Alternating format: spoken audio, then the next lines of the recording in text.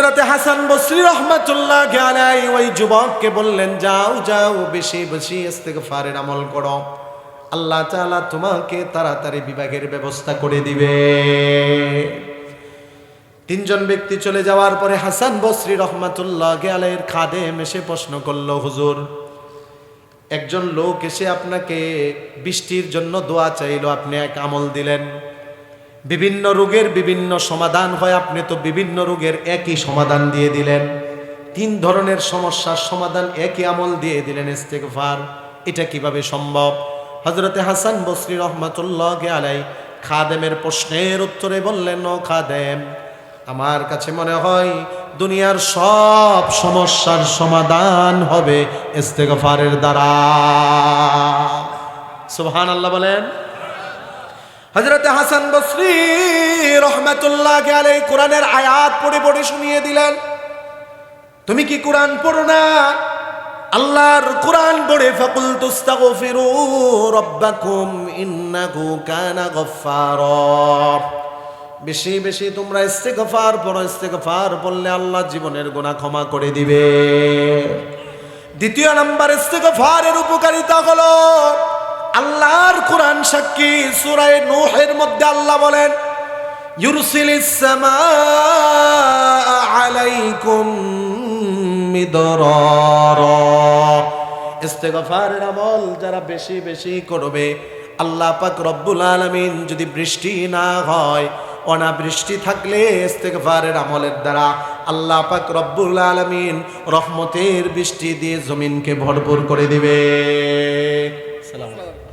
বললেন জিবরাইল, কিভাবে তার এত পরিচিতি বেড়ে গেল? এবার আল্লাহ নবীর প্রশ্নের উত্তরে জিবরাইল বলে, ইয়া রাসূলুল্লাহ, আপনার সাহাবী আবু যর গিফারি কাইমান নাও কাইদান মাশিয়ান নাও রাকিবান, দাঁড়িয়ে থাকলেও পড়ে সূরা ইখলাস, বসে থাকলেও পড়ে সূরা ইখলাস, হাঁটলেও পড়ে সূরা ইখলাস, আরোহী অবস্থায়ও পড়ে সূরা ইখলাস। তাহলে আজকে থেকে আমরাও সব সময় পড়বো সূরা ইখলাস। পারবো তো ইনশাআল্লাহ? এই সূরাটাকে মহব্বত করব, ভালোবাসবো। এই সূরার মহব্বত আমাদেরকে আল্লাহর জান্নাতে নিয়ে যাবে। সুবহানাল্লাহ। মসজিদে কুবার জন্য রাসূল ইমাম নিযুক্ত করলেন। আপনাদের মসজিদের যেমন ইমাম সাহেব আছে, ইমাম সাহেবের নামটা জানি কি, মাওলানা আলহাজ মুফতি আব্দুল্লাহ বিন মায়েজ যশোরী সাহেব, খতিব অত্র মসজিদ, আর মাওলানা মোহাম্মদ জহুরুল ইসলাম সিরাজি সাহেব, খুব মহব্বত আর ভালোবাসার মানুষ। শেষে ওনারও সিরাজি, আমারও কি সিরাজি। তবে ওনার বাড়ি হলো সিরাজগঞ্জ, আমার বাড়ি কিন্তু সিরাজগঞ্জ না। ভাইবেন না যে ইমাম সাহেব খাতির করছে, নিজের এলাকার মানুষ নিয়ে আসছে। আমার সিরাজি নিসবত হলো আমার বাবার কারণে। ওনার বাড়ি হলো সিরাজগঞ্জ, আমার বাড়ি সিরাজগঞ্জ না, আমার বাড়ি হলো গফরগাঁও, পাগলা। ঠিক আছে? আমি আপনাদের দূরের মানুষ না কাছের মানুষ? তবে আরেকটা সুসংবাদ, আল্লাহ যদি কবুল করেন, আমি আপনাদের আরও কাছের মানুষ হতে যাচ্ছি। আপনাদের এই যে বড় কাশর কেন্দ্রীয় জামি মসজিদ, বড় কাশর বাজার মসজিদ, এই মসজিদে যদি রিজিক থাকে, এই জমা থেকে আমি জমা পড়াবো ইনশাল্লাহ, যদি রিজিক থাকে। আর তারা আমাকে মানে প্রস্তাব দিয়েছে, ওনারা যদি সকল কিছু ঠিক থাকে, ওনারা অনেক মহব্বত ভালোবাসার সাথে আমাকে প্রস্তাব দিয়েছে, যদি রিজিক থাকে ইনশাল্লাহ আসা হবে। আপনাদের সাথে প্রত্যেক জমাই দেখা হবে ইনশাল্লাহ। আপনাদেরই তো এলাকায়, আপনাদের এলাকা না? জি ইনশাল্লাহ। তো এই যে আমি আপনাদের কাছের মানুষ, এই জন্য কাছের মানুষ হয়ে কিছু কাছের কথা বলতেছি। কষ্ট পাচ্ছেন? এই যে ইমাম সাহেব জহুরুল ইসলাম সিরাজি সাহেব মাশাআল্লাহ অক্লান্ত পরিশ্রম করে মেহনত করে যুবক ভাইদেরকে নিয়ে এই আয়োজন করেছে। শুনলাম সব বেশিরভাগ যুবক ভাইদের এসএসসি পরীক্ষা চলতেছে। দোয়া করি আল্লাহ প্রত্যেকের পরীক্ষায় কামিয়াবি দান করো। ইমাম সাহেব, খতিব সাহেব সবাইকে আল্লাহ কবুল করো। ইমাম সাহেব যদি জোহর আসর কি পড়ে এটি তো আমরা জানি না, আমরা কি শুনি কেরাত? মাগরিব, এশা আর ফজরে যদি আগামীকাল থেকে জহিরুল ইসলাম সিরাজি সাহেব সূরা ফাতিহা আর ইখলাস পড়ে সব নামাজে, ইমামতি কয়দিন থাকবে? কয়দিন রাখবেন আপনারা ইমাম সাহেবকে? আমার মনে হয় না 3 দিনের বেশি থাকবে। আমিও যদি পড়াই আমারও রাখবেন না, এটাই নিয়ম, স্বাভাবিক, এটা সত্য কথা। 1 সপ্তাহের বেশি রাখবেন না, 1 মাসের বেশি তো রাখবেন না। রসুল একজন সাহাবী দিলেন মসজিদে কুবার জন্য, ইমামতি করার জন্য। ইমাম সাহেব ফজরে, জোহরে আর আসরে কি পড়ে এটা তো আর কেউ জানে না, কিন্তু মাগরিব, এশা আর ফজরে সূরা ফাতিহার পরে ইখলাস, ফাতিহার পরে ইখলাস, ফাতিহার পরে ইখলাস। আল্লাহু আকবার। মুসল্লিরা 1 দিন 2 দিন 3 দিন সহ্য করতে না পেরে ইমাম সাহেবকে এসে বলতেছে, হুজুর আপনি না হাফেজ সাহেব, এই ইখলাস ছাড়া কি আর কিছু পারেন না? আপনি শুধু একই সূরা নামাজে পড়েন, আমাদেরই তো মন চায় অন্য অন্য সূরা শুনতে। এই প্রস্তাব করার পরে ইমাম সাহেব কি উত্তর দিয়েছে রাসূল বলেন, হাদিসের মধ্যে হাদিস এসেছে, ইন আহবাবতুম আন আউম্মাকুম, ও আমার মুসল্লিরা, যদি আপনাদের পছন্দ হয়, ভালো লাগে, তাহলে আপনাদের ইমামতি করব। ওয়া ইন কারিহতুম, আর যদি আপনাদের ভালো না লাগে, তারাকতুকুম, ইমামতি ছেড়ে দিব, সূরা ইখলাস ছাড়তে পারবো না। এই কথা শুনে মুসল্লিরা বড় ভারাক্রান্ত হয়ে গেল। ইমাম সাহেব চাকরি ছাড়ার ভয় দেখাচ্ছে আমাদেরকে, ইমামতি ছেড়ে দিবে, সূরা ইখলাস ছাড়বে না। না, দরকার নাই, থাক হুজুর পড়ুক, তবে সমাধানের জন্য দেখি আল্লাহর নবী কি সমাধান দেয় কিনা। সাহাবায়ে কেরাম নবীজির কাছে গেলেন, যাওয়ার পরে বলার পরে আল্লাহর নবী সাহাবীকে ডাক দিলেন, কি কারণে তুমি বারবার প্রত্যেক নামাজে সূরা ইখলাস পড়ো? ওই সাহাবী বলে, ইয়া রাসূলুল্লাহ, ইন্নী উহিব্বু হাদিহি সূরা, এই সূরাটাকে আমি বড় মহব্বত করি, ভালোবাসি। ওয়া ফীহি সিফাতুর রহমান, এই সূরাটার মধ্যে আল্লাহর গুণাবলী আছে। আল্লাহর নবী বললেন, আসলেই যদি এই সূরাটাকে তুমি মহব্বত করো, এই সূরার মহব্বত তোমাদেরকে আল্লাহর জান্নাতে নিয়ে যাবে। জোরে বলেন সুবহানাল্লাহ। এজন্য যুবক ভাইয়েরা, মুরব্বী বাবারা, এই সূরাটাকে আমরা মহব্বত, ভালোবাসবো তো ইনশাআল্লাহ? এই সূরাটার উপর আমল করব তো ইনশাআল্লাহ? আল্লাহ আমাদের সকলকে এই সূরার উপর আমল করে জীবন সাজানোর তৌফিক দান করুক। সকলে বলি আমিন। আজকের এই ওয়াজ মাহফিলকে আল্লাহ কবুল করুক। এমপি সাহেব আসতেছে, মাশাআল্লাহ, জোরে বলি মারহাবা। ভাই যান না, বসেন বসেন। আচ্ছা, এমপি সাহেব আসতে আসতে, যেহেতু ফজিলত অনেকগুলো, এমপি সাহেব আসতে আসতে আর 2-4টা ফজিলত আমরা শুনে ফেলি নাকি? হ্যাঁ, কষ্ট হচ্ছে? শুনি। যদি চলে যান আমি বলবো না, তাহলে যে উঠবো ওনারে জোর করে বসায় দিবেন, ঠিক আছে? মাশাআল্লাহ, এই যে বসে পড়ছে। আচ্ছা, বেশি প্রয়োজন থাকলে ছেড়ে দিয়েন, বেশি যদি প্রয়োজন থাকে। হ্যাঁ, ওনাদের যদি বেশি প্রয়োজন, ওজোর থাকতে পারে না, প্রস্রাব পায়খানার ব্যাগ যদি থাকে, তাহলে যাক, সমস্যা নেই, আবার চলে আসবে ইনশাল্লাহ। কেননা আখেরি মোনাজাত করে আমরা সবাই যাব ইনশাল্লাহ, মোনাজাত করে সবাই যাব। সূরা ইখলাসের আরেকটা ফজিলত হলো, আল্লাহর নবী বিশ্বনবী রাহমাতুল লিল আলামিনের কাছে আরেকজন গরীব সাহাবী এসে অভিযোগ করলেন, ইয়া রাসূলুল্লাহ, ইয়া হাবিবাল্লাহ, ওগো নবীজি, আমি বড় গরীব মানুষ, অসহায় মানুষ, কামাই করি, রুজি করি, কিন্তু আমার কামাইয়ের মধ্যে কোনো বরকত পাই না, রুজি রোজগারে কোনো বরকত পাই না, অভাব অনটন আমার দরজায় লেগেই থাকে। এই অভিযোগ আছে কি নাই?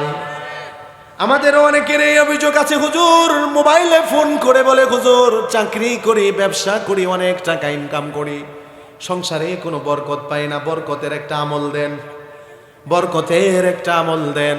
বরকতের আমল এটা। আর একটা বরকতের আমল আছে, যদি বেশি বেশি ইস্তিগফার করেন, আল্লাহ আপনার রুজি রোজগারে বরকত দান করে দিবে। হযরতে হাসান বসরি রাহমাতুল্লাহি আলাইহির কাছে একজন লোক এসে প্রথমে হযরতে হাসান বসরিকে বলল, ও হাসান বসরি, আপনি তো অনেক বড় আল্লাহর ওলি, আপনি আমাকে একটা আমল দেন। আমি একজন কৃষক মানুষ, অনাবৃষ্টির কারণে আমার বড় ক্ষতি হচ্ছে, একটা আমল দেন, যাতে করে আমল করি আর আল্লাহ যেন রহমতের বৃষ্টি দিয়ে দেয়। হযরতে হাসান বসরি রাহমাতুল্লাহি আলাইহি আমল দিয়ে দিলেন, যান ও বাবাজি, আপনি ইস্তিগফারের আমল করেন। হযরতে হাসান বসরি আমল দেওয়ার পরে ওই লোকটা চলে গেল। একটু পরে আরেকজন লোক এসে বলল, ও হাসান বসরি, আমি বড় অভাবী মানুষ, আপনি একটু দোয়া করেন আর আমার জন্য একটা আমল দেন, আল্লাহ যেন আমার অভাব অনটন দূর করে দেয়। হযরতে হাসান বসরি রাহমাতুল্লাহি আলাইহি একই আমল দিলেন, যান ইস্তিগফারের আমল করেন, আল্লাহ আপনার অভাব অনটন দূর করে দিবে। জোরে বলেন সুবহানাল্লাহ। কিছুক্ষণ পরে আরেকজন নওজোয়ান যুবক আসলো।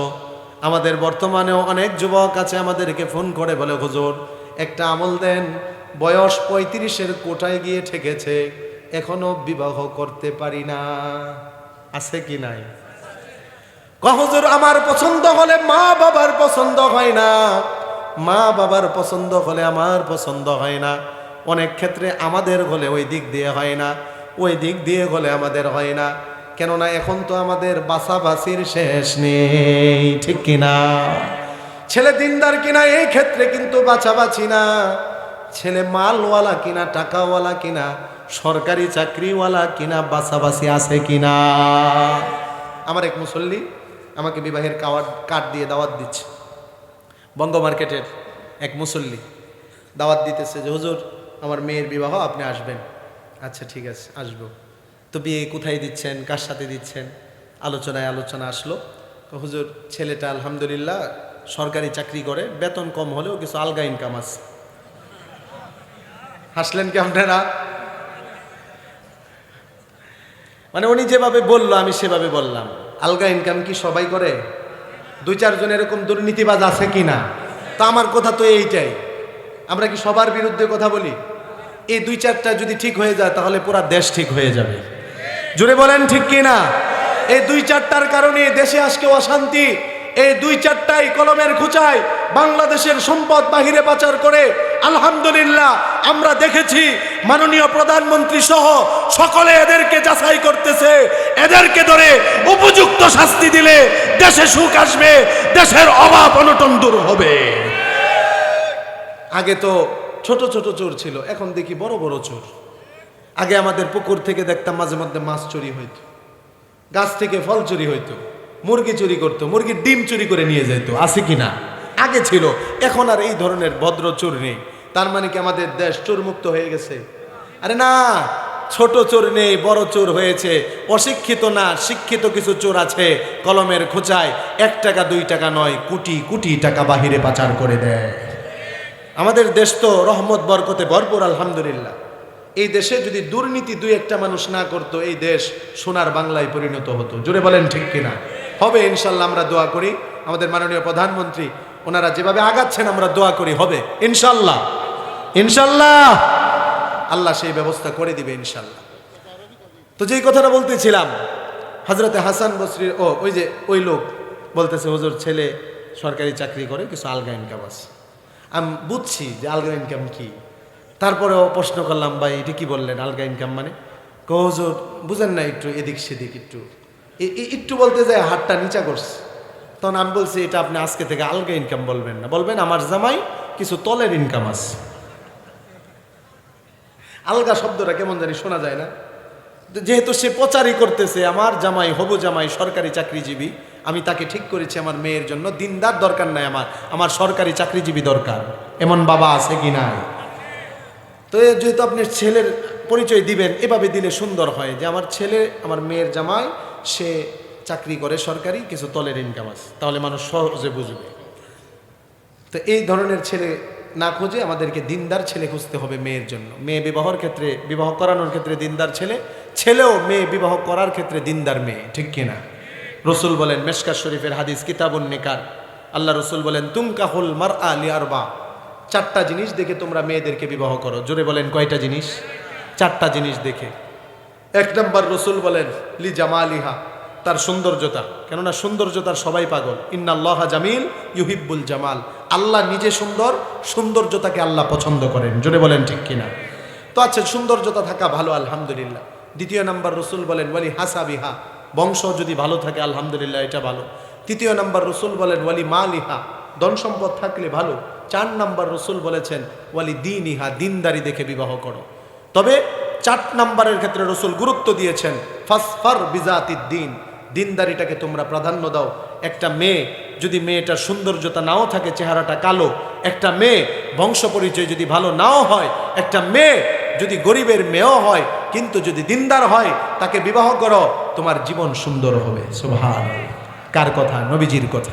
4টা জিনিস দেখে বিবাহ করতে। তো এক যুবক হাসান বসরি রহমতুল্লাহ আলাইহির কাছে, আপনাদের কি মনে আছে আমি কোন জায়গা থেকে কোন দিকে যাচ্ছি? ওই যে হাসান বসরি রহমতুল্লাহ আলাইহির কাছে আসা এক লোক বৃষ্টির দোয়া চাইলো, আমল চাইলো, আরেক লোক ধন সম্পদ বাড়ার আমল চাইলো, আরেক যুবক এসে বলতেছে হুজুর 35 বছর হয়ে যাচ্ছে, বিবাহ শাদী করতে পারতেছি না, কেমনে বিয়ে শাদী করবো, তাড়াতাড়ি একটা আমল দেন। এখন কিন্তু অনেক অবিবাহিত যুবক ভাইরা কিন্তু এটা মনোযোগ দিয়ে শুনবে। জানি শুনেন, দরকারও আছে, ঠিক কিনা? কেননা যত বিবাহ বাড়বে তত জেনা কমবে, ঠিক কিনা? আমাদের দেশটার মধ্যে জেনার কাজ সহজ, কিন্তু বিবাহের কাজ অনেক ক্ষেত্রে কঠিন করে দেওয়া হয়েছে। বিবাহের কাজটাকে সহজ করা উচিত, ঠিক কিনা? আলহামদুলিল্লাহ আমরা জিনার অপেক্ষায় অপেক্ষমান। আমাদের আজকের মাহফিলের প্রধান অতিথি, প্রধান মেহমান, আচ্ছা এই যে না, আচ্ছা প্রধান মেহমান হাজী মোহাম্মদ রফিকুল ইসলাম সাহেব, কোষাধ্যক্ষ ময়মনসিংহ জেলা আওয়ামী লীগ, উনি আমাদের মাঝে এসে উপস্থিত হয়েছেন। আলহামদুলিল্লাহ বলি।